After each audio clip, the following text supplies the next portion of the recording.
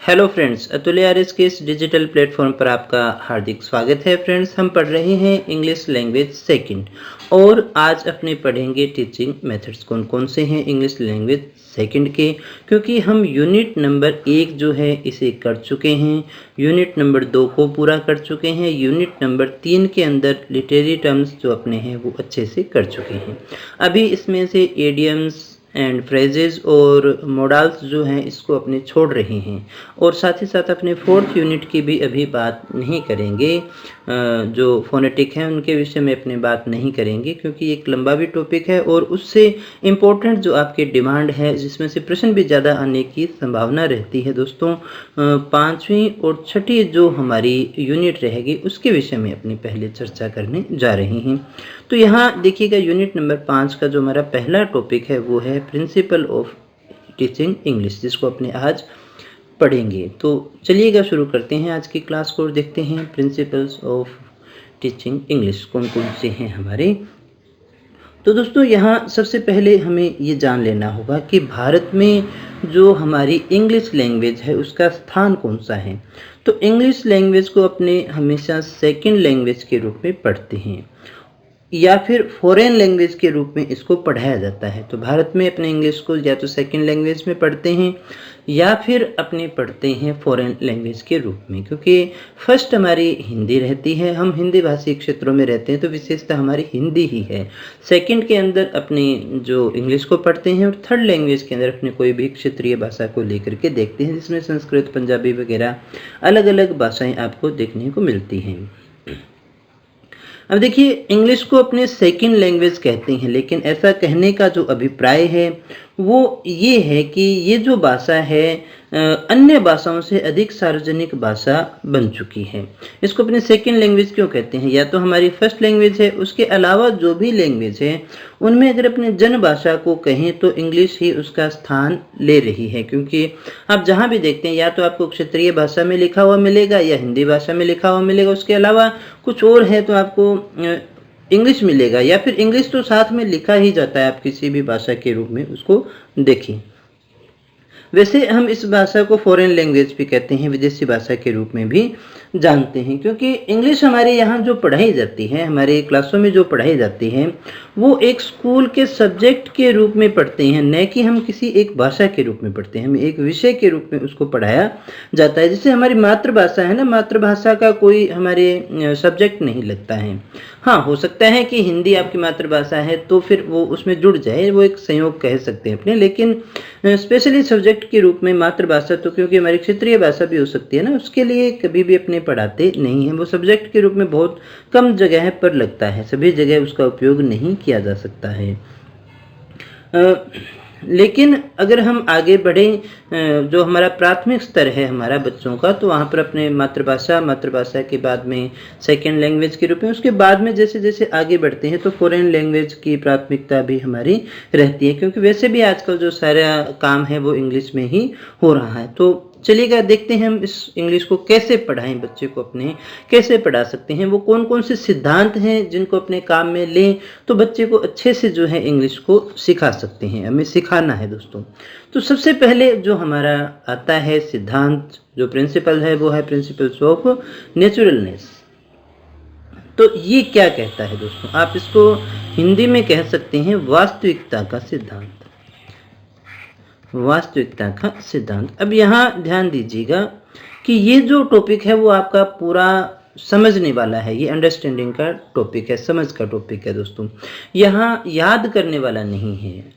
और बेसिकली तो मैं आपसे ये कहूँ कि टीचिंग मेथड्स जो भी हैं उसमें खाली नाम वगैरह हैं, किसने कौन से सिद्धांत को लागू किया या कौन सा मेथड कौन व्यक्ति लेकर के है, उसके अलावा सारी ही चीज़ें जो हैं व्यवहारिक हैं, आपको उनको सीखना पड़ेगा तभी आपके क्वेश्चन सही निकल पाएंगे। उसमें से लर्न करने वाला, याद करने वाला कुछ भी नहीं होता और बड़ा आसान सा टॉपिक हुआ करता है ये। तो यहाँ देखिएगा, वास्तविकता का सिद्धांत, नेचुरलनेस, ये क्या कहती है दोस्तों कि ये जिस प्रकार से अगर हम मदर टंग की बात करें या फिर हमारी मातृभाषा की बात करें दोस्तों, तो मातृभाषा के लिए हमारा वातावरण जो है वो बिल्कुल सहज होता है। जब हम बच्चे होते हैं, जैसे जैसे आगे बढ़ते हैं, भाषा को सीखते हैं, तो हमें सारा पॉजिटिव एनवायरनमेंट जो है वो हमारे घर के अंदर ही मिल जाता है। परिवार ही हमें वो सहज वातावरण उपलब्ध करवाता है जिसके अंदर बड़ी आसानी से हम किसी भी मातृभाषा को सीख सकते हैं। तो क्या इंग्लिश के साथ में भी ऐसा होता है क्या? नहीं दोस्तों, इंग्लिश के साथ में तो ऐसा नहीं होता है। अब ऐसा इसलिए नहीं होता क्योंकि बहुत ज़्यादा घरों के अंदर इंग्लिश को बोला नहीं जाता है, मातृभाषा नहीं होती, तो जितनी सहजता के साथ में वो मातृभाषा को सीखता है वो इंग्लिश को नहीं सीख पाता। क्यों नहीं सीख पाता? क्योंकि उसके पास में वैसा एनवायरनमेंट नहीं है, वो सहज नहीं है दोस्तों। अब हम उसको सहज कैसे बना सकते हैं? यानी हमें क्या करना है, इतना ही सहज वातावरण जो मातृभाषा के लिए है वो इंग्लिश के लिए भी बनाना है, ताकि बच्चा सहजता के साथ उस भाषा को सीख पाए। तो उसके लिए अपने को क्या करना पड़ेगा?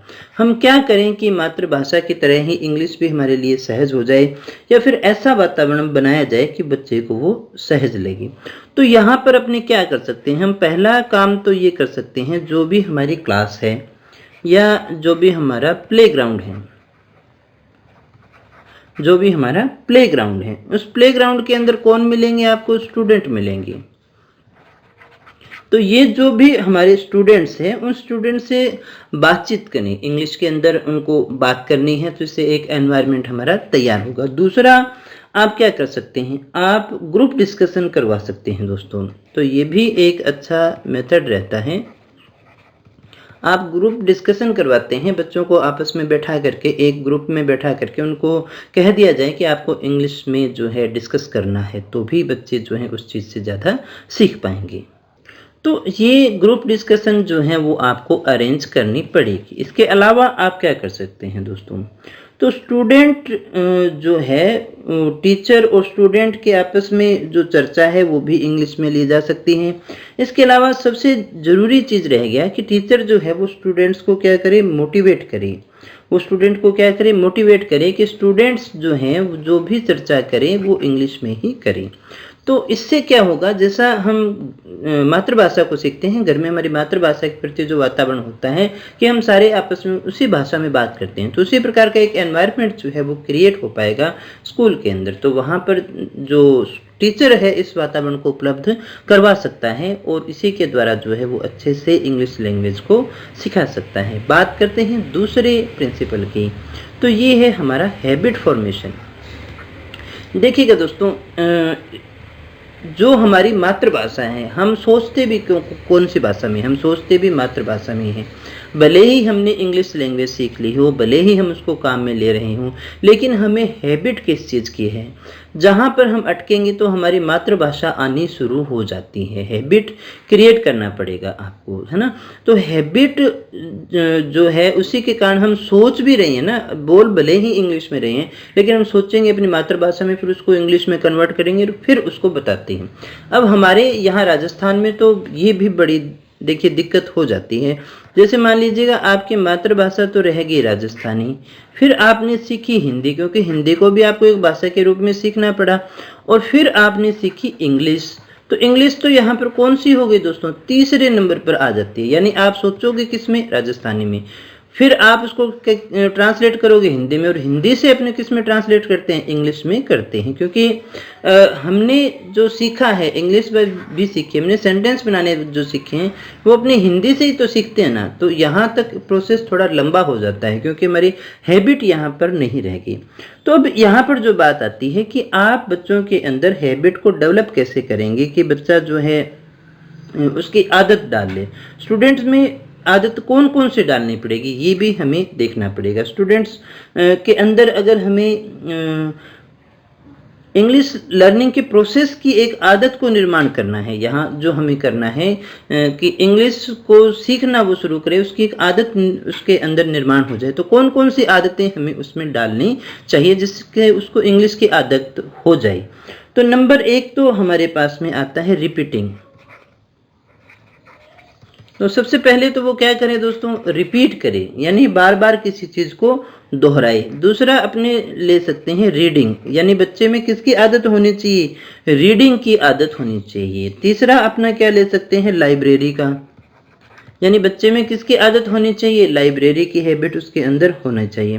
प्रोनाउंसिएशन की भी आदत उसके अंदर होनी चाहिए, ताकि वो बार बार उसका प्रोनाउंसिएशन करता है दोस्तों, तो फिर वो उस चीज़ को ज़्यादा अच्छे से सीख पाएगा। प्रोनाउंसिएशन की आदत होनी चाहिए। इसके अलावा और अपने क्या कर सकते हैं, अपने उसको डिक्शनरी दे सकते हैं, जिससे वो ज़्यादा से ज़्यादा शब्द देखेगा और चीज़ों को सीख पाएगा। इसके अलावा अपने क्या दे सकते हैं उसको, न्यूज़पेपर, है ना। जब भी आपको इंग्लिश सीखनी हो तो अधिकतर ये कहा जाता है ना कि इंग्लिश के जो अखबार हैं उनको पढ़ना चाहिए। इंग्लिश की मैगजीन है, न्यूज़पेपर है, वो आप इनको अच्छे से दे सकते हैं ताकि वो आप पढ़ सके। तो हैबिट क्रिएशन या फिर हैबिट फॉर्मेशन के अंदर आपको क्या क्या करवाना पड़ेगा, उसको रिपीटिंग की आदत डालनी है, रीडिंग की है, लाइब्रेरी की है, प्रोनाउंसिएशन की है और न्यूज़पेपर पढ़ने की, मैगजीन पढ़ने की, ये आदतें आपको उसके अंदर डालनी पड़ेगी। इसके बाद में आगे अपनी बात करते हैं दोस्तों। बिल्कुल ये सिंपल से, इसमें कुछ ज़्यादा है नहीं। प्रिंसिपल ऑफ एक्सपोजर, इसमें आपको क्या करना है दोस्तों, ये भी एक प्रकार से वातावरण बनाने के लिए ही कह रहा है।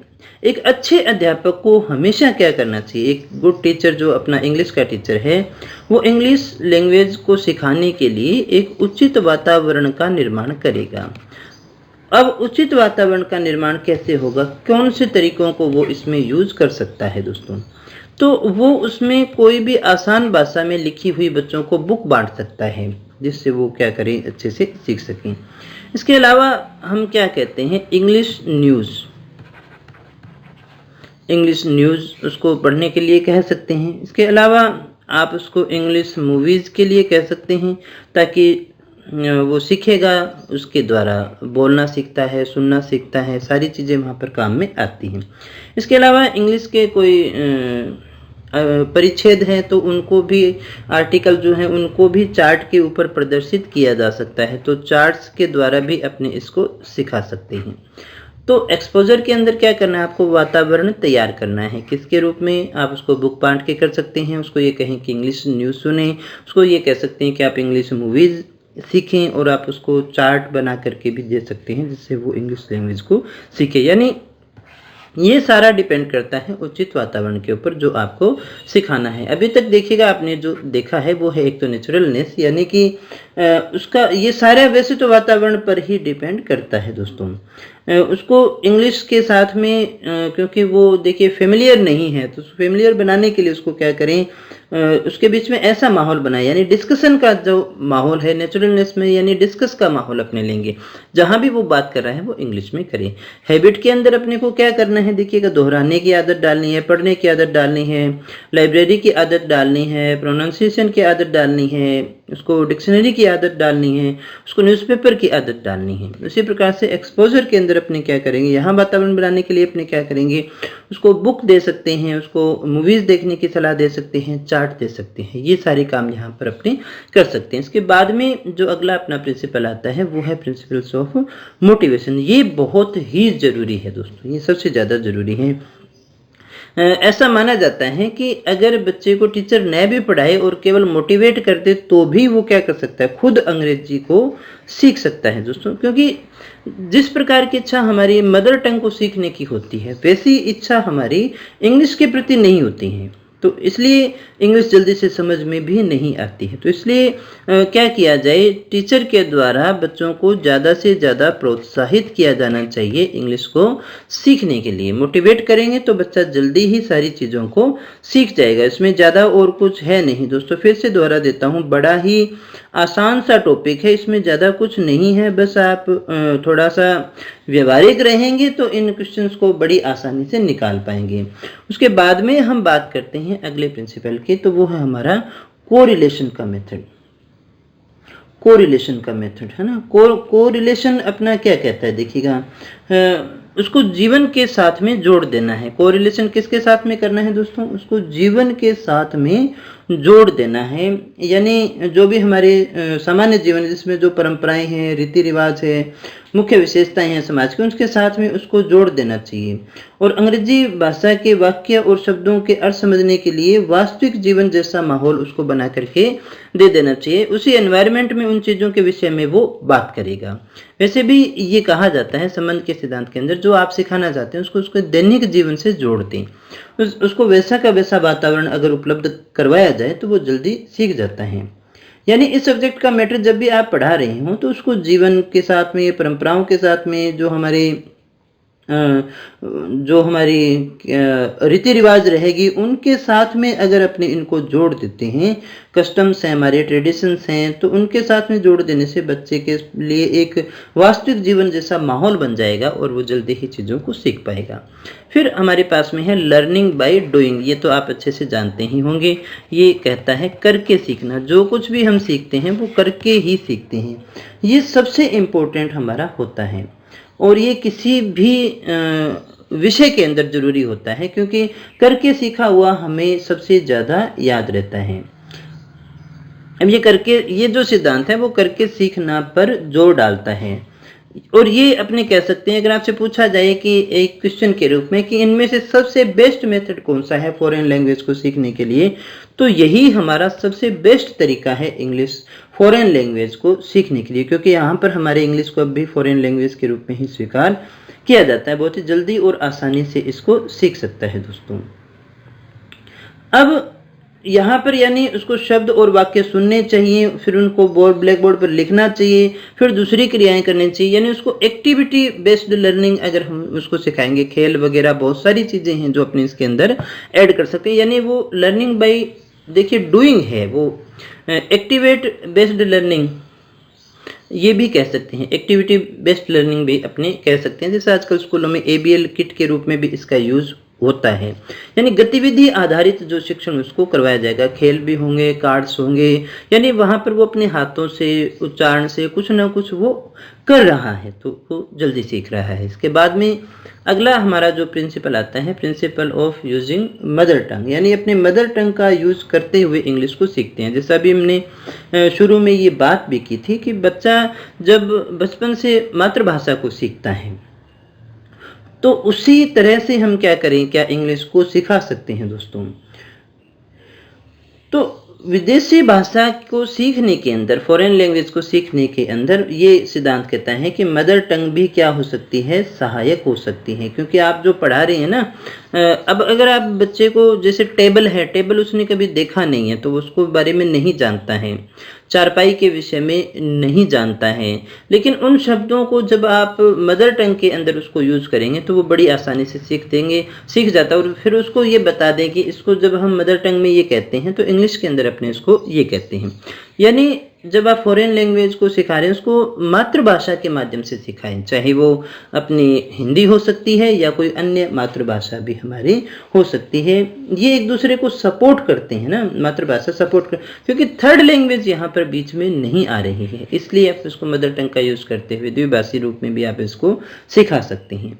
तो ये इजी से हैं, कुछ विशेष बात इसमें है नहीं। Principle of order and proportion, इसमें क्या करना है आपको, देखिएगा ये सबसे इम्पोर्टेंट क्वेश्चन आने में है कि आपको जो कुछ भी सिखाना है वो 4 गतिविधियों पर आधारित होता है। उसको एक निश्चित सीक्वेंस में सिखाना है और उसका नाम होता है LSRW। ये बहुत बार आता है, किसी भी भाषा को सीखने का ये एक माध्यम होता है।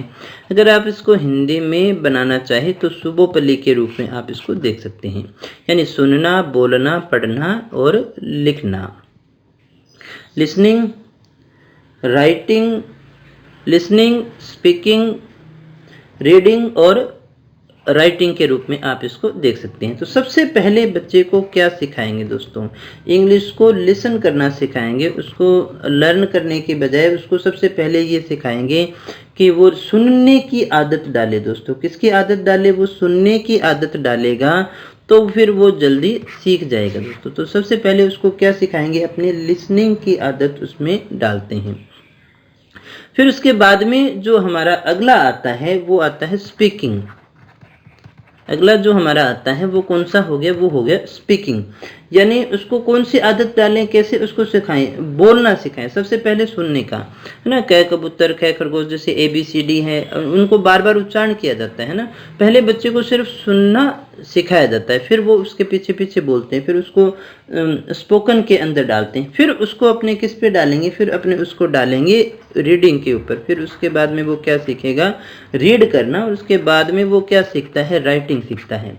ये सबसे बाद में आता है। ये सीक्वेंस दोस्तों बहुत बार आ जाता है, LSRW LSRW, और यही आपको असल में याद रखना है दोस्तों। तो उम्मीद करता हूँ ये बात आप अच्छे से समझ गए होंगे। यहाँ यही क्वेश्चन बनता है कि इसका सीक्वेंस जो है वो कौन सा है, बहुत बार परीक्षा में आता भी है।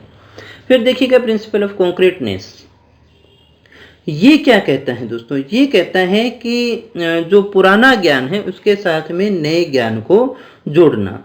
ये सिद्धांत जो है वो नए ज्ञान को पुराने ज्ञान से जोड़ने का काम करता है, जिससे पुराना ज्ञान क्या बना रहे, हमारा स्थायी बना रहे। तो ये वास्तव में क्या कह रहा है, पुराने ज्ञान के साथ में नए ज्ञान को आपस में अटैच करने की बात ये कर रहा है दोस्तों। और ये कहता है कि जो टीचर है उसको क्या करना चाहिए, विद्यार्थी के दिमाग में एक जो वास्तविक संकल्पना है उसका निर्माण उसके द्वारा करवाया जाना चाहिए। रियल कॉन्सेप्ट जो है उसके माइंड के अंदर, उसको लर्नर जो है उसके माइंड के अंदर उसको रियल कॉन्सेप्ट को डेवलप करना चाहिए, क्रिएट करना चाहिए, और इसी के साथ में वो चीज़ों को सीख पाएगा दोस्तों। तो फ्रेंड्स ये कहता है कि जो भी वर्ड्स आप बच्चे को सिखा रहे हैं वो वर्ड्स उन वस्तुओं के होनी चाहिए जो उसके सामने हो। जैसे आप स्कूल के अंदर पढ़ा रही हैं इंग्लिश को, तो ट्रेज हैं, क्लासरूम्स हैं, टैप है, वाटर है, ये जो चीज़ें उसके सामने है ना उनका उपयोग किया जाए। ये प्रिंसिपल जो है हमारा इसी के रूप में जाना जाता है कि हमें उसकी जो है रियल कॉन्सेप्ट जो है वो उसके दिमाग में डालना चाहिए। इसके बाद में अगला जो हमारा प्रिंसिपल आता है वो है प्रैक्टिस और ड्रिल। वैसे तो ये सभी पर लागू होता है, सभी चीज़ों पर ये लागू होगा, क्योंकि प्रैक्टिस के द्वारा कुछ भी संभव नहीं है। और कहा भी जाता है practice makes a man perfect, है ना। और ये जो बात है वो इंग्लिश लैंग्वेज पर भी, लर्निंग पर बिल्कुल सही बैठती है। अगर इसका नियमित अभ्यास किया जाए तो जल्दी ही इसको सीखा जा सकता है। अब टीचर इसमें क्या कर सकता है, टीचर का ये कार्य है कि वो उसको ज़्यादा से ज़्यादा ऐसे अवसर प्रदान करे कि वो बच्चा जो है अभ्यास कर सके। जितना अभ्यास करेगा उतना ही उसका लैंग्वेज पर जो है पकड़ ज़्यादा होता चला जाता है। इसके अलावा कोई यहाँ पर घबराने की बात होती नहीं है। इसके बाद में हमारा एक और प्रिंसिपल रह जाता है, प्रिंसिपल्स ऑफ इमिटेशन। तो देखिएगा ये क्या कहता है, एक प्रकार से आप इसको एक मॉडल के रूप में ले सकते हैं कि जो टीचर है वो आपका वो क्या करे, वो एक मॉडल का कार्य करना चाहिए। अब देखिएगा जब बच्चा जो है वो कक्षा में सीखने के लिए पहली बार आता है तो कैसे बोलना है वो नहीं जानता, वो अनुकरण के द्वारा सीखता है, वो अनुकरण आप ही का करता है। तो टीचर जो है वो क्या करे, स्वयं को एक मॉडल के रूप में डाले, एक अच्छे मॉडल का कार्य करे, ताकि बच्चा उसका अनुकरण करके उसी प्रकार से बोलना और कहना सीख जाए। दोस्तों जैसे हमने ये बहुत बार देखा होगा कि छोटा जो बच्चा है, वो आपका बच्चा अगर स्कूल में जा रहा है तो वो अपने टीचर को बहुत ज़्यादा फॉलो करता है। अगर उसने 2 + 2 4 बता दिए हैं तो फिर आप 2 + 2 = 5 बता दिए हैं। गलती से उसने मान लीजिएगा 2 + 2 को 5 बता दिया है, तो फिर वो 5 को ही पकड़ करके रखता है, क्योंकि उसके लिए मॉडल कौन सा है वही है। तो यहाँ पर आप भी 4 करवाएंगे तो आपको भी दिक्कत होती है, यानी इतना ज़्यादा उसके मन के ऊपर प्रभाव होता है जब वो किसी चीज़ को सीख रहा होता है। तो ऐसा ही लैंग्वेज के साथ में होता है। तो टीचर उसके लिए मॉडल है, तो वो जैसे जैसे खुद को उस अच्छे रूप में प्रस्तुत करेगा तो बच्चा भी उन चीज़ों को सीख जाएगा। तो दोस्तों ये थे कुछ प्रिंसिपल्स जो इंग्लिश लर्निंग से संबंधित है, इंग्लिश टीचिंग से भी संबंधित है। नेक्स्ट क्लास में आगे की चीज़ों को अपने देखेंगे। उम्मीद करता हूँ ये बात आपको अच्छे से समझ में आ गई होगी, सारे जो चीज़ें हैं वो आपने समझ लेंगे। और वैसे ये समझने का ही है, बहुत ही आसान सा टॉपिक है, इसमें घबराने वाला कुछ भी नहीं है, और यहीं से आपके प्रश्न बनने हैं। तो मिलते हैं नेक्स्ट वीडियो में कुछ और नई जानकारी के साथ, तब तक बने रहे हमारे साथ। Thank you very much.